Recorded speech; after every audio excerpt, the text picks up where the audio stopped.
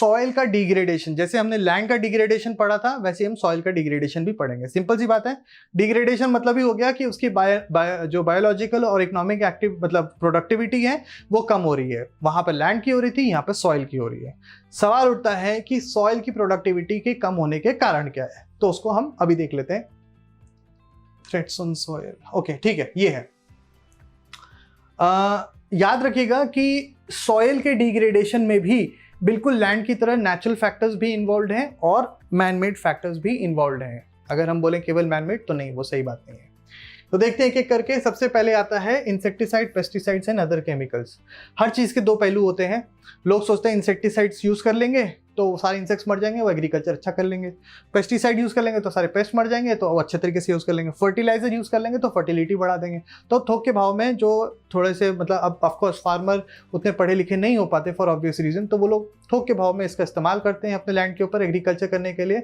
But ultimately they and up harming the soil, they deteriorate the quality of the soil which is not good of course for obvious reasons. इसलिए हम लोगों को इसका बहुत ही regulated use करना चाहिए। We should create awareness and education among the farmers, so that is one thing.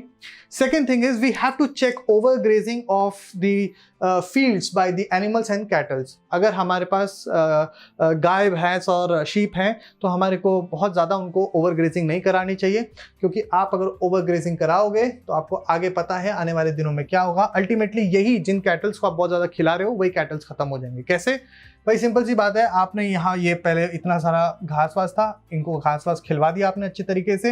अब यहाँ पर बारिश पड़ेगी और यहाँ पर मिट्टी चली जाएगी, और मिट्टी चली जाएगी तो वापस से वेजिटेशन उगने का कोई चांस नहीं है।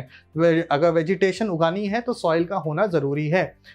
तो ये हो गया। तीसरा पॉइंट है excess rain causing the soil wash.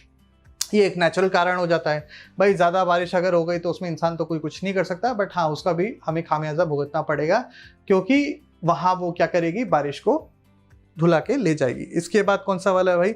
उसके बाद है ये लैंडस्लाइड। सो ये सॉइल इरोजन का एक और मतलब सॉइल डिग्रेडेशन का एक और reason.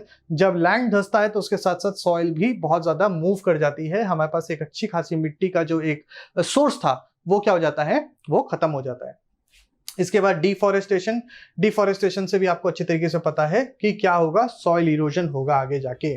So these are the what, these are basically the reasons of the soil degradation.